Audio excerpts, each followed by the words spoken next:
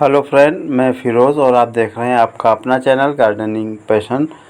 साथियों, आप अपने घरों में बहुत ही सुंदर सुंदर से, बहुत ही महंगे महंगे से पौधे लाकर लगाते हैं, लेकिन इस तरीके के सस्ते से पौधे और आसानी से ग्रो होने वाले पौधे, हार्डी पौधे आप बहुत कम लगाते हैं, क्योंकि ये पॉट में आप लगा नहीं सकते हैं, काफ़ी बड़े पौधे हो जाते हैं। लेकिन आज मैं आपके साथ शेयर करूंगा कि आप इन पौधों को पॉट में कैसे ग्रो करें और उनमें भी अच्छे से फ्लावरिंग हो।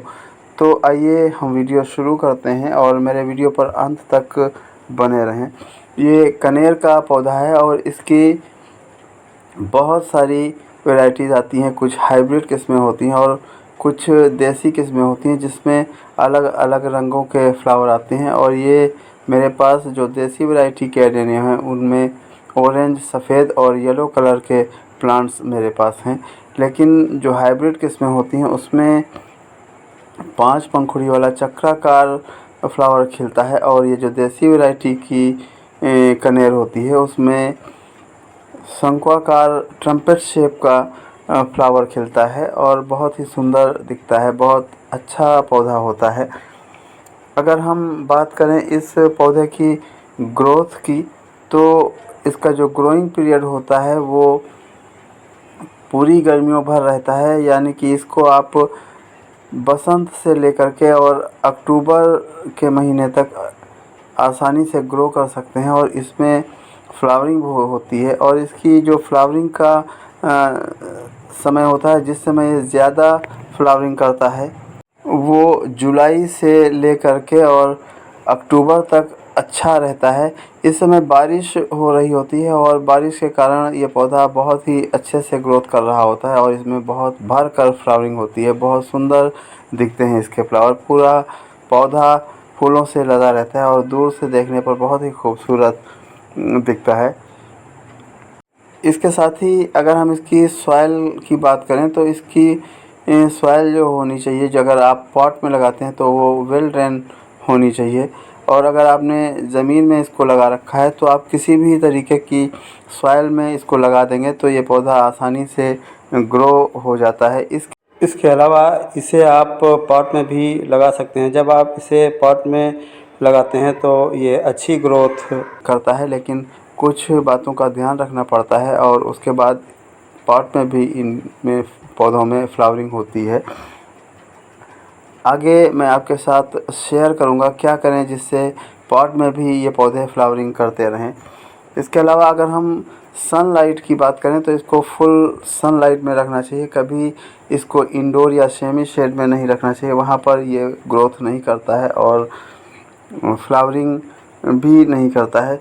इसके अलावा अगर हम पानी की बात करें, तो इस पौधे को गर्मी के दिनों में थोड़ा ज़्यादा पानी की आवश्यकता होती है। और बारिश और ठंड में इसको जब मिट्टी इसकी चेक कर लें, जब इसके पॉट में नमी कम हो तो ही पानी दें। और इन पौधों को बहुत ज़्यादा ओवर वाटरिंग ना करें। जितनी कम पानी इसमें देंगे उतने अच्छे से ये ग्रोथ करता है। और इसकी मिट्टी को थोड़ा हार्ड रखें तो बेहतर रहता है। इसके अलावा इस पौधे में कोई भी रोग नहीं लगता है और ना ही ज़्यादा कीट इसमें देखने को मिलते हैं। फिर भी कभी कभी इसकी पत्तियों पर रेड स्केल आ जाते हैं, जो भूरे भूरे से ब्राउन ब्राउन बिंदी से दिखाई पड़ते हैं। और उनकी रोकथाम के लिए अगर बहुत अधिक तेज़ी के साथ बढ़ रहे हैं, तो उसमें आप इसकी पत्तियों को हटा दें और उसके बाद नीम ऑयल का छिड़काव कर दें। और अगर कम है तो आप पत्तियों को ना हटाएं और नीम ऑयल का छिड़काव हर हफ्ते कर दें, लगभग 3 से 4 बार, तो ये हट जाते हैं और ये पौधा अच्छे से ग्रोथ करने लगता है। इसके अलावा ये पौधा पॉट में भी अच्छे से फ्लावरिंग करे, तो उसके लिए हमको ध्यान रखना चाहिए। इस पौधे की जो सेकेंडरी रूट होती हैं वो बहुत तेज़ी के साथ बढ़ती हैं, और जब हम छोटे पॉट में लगाते हैं तो उस समय इसकी रूट बाउंड हो जाती है और ये पौधा ग्रोथ नहीं करता है, तो इसमें फ्लावरिंग कम हो जाती है। इसलिए इस पौधे की जो रूट होती हैं उनकी समय समय पर प्रूनिंग करते रहने चाहिए। गहरे से इसकी गुड़ाई करते रहने चाहिए, जिससे इसकी जो रूट हैं एक्स्ट्रा वो कम हो जाएं और ये पौधा अच्छे से फ्लावरिंग करे।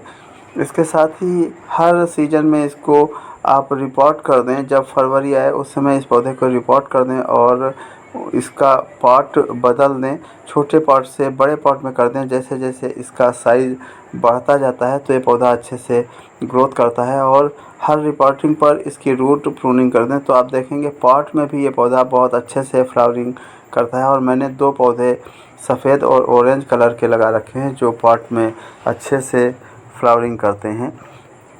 अब हम बात करते हैं इसकी प्रोपोगेशन की। तो आप इस पौधे को कटिंग से ग्रो कर सकते हैं बारिश के दिनों में।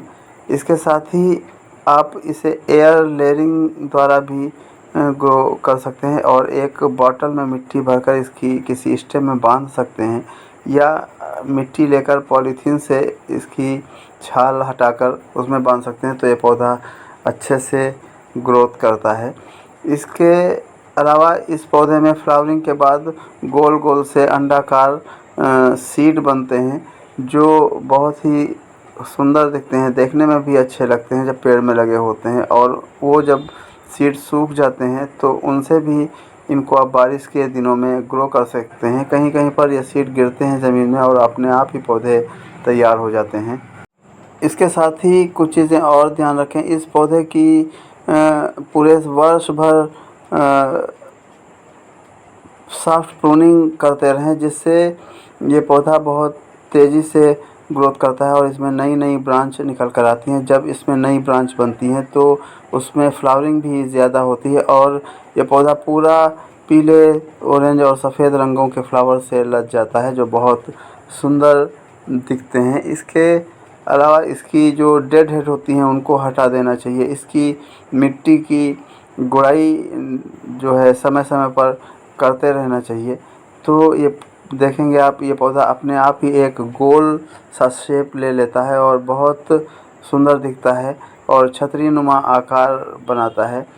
इसके साथ ही इस पौधे को जब आप पॉट में लगाएं तो कोशिश करें इसको 18 इंच से छोटे पॉट में कभी ना लगाएं। हमेशा इसको 18 इंच या इससे बड़े पॉट में लगाएं तो ये पौधा वहाँ पर अच्छे से ग्रोथ करता है और इसमें फ्लावरिंग भी होती है और इसकी रूट भी अच्छे से ग्रो करती हैं।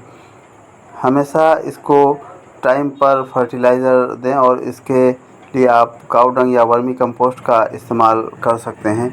इसी के साथ अगर ये मेरा वीडियो आपको पसंद आया है तो प्लीज़ मेरे वीडियो को लाइक और शेयर करें, मेरे चैनल को सब्सक्राइब करें। फिर मिलूँगा एक नई जानकारी के साथ।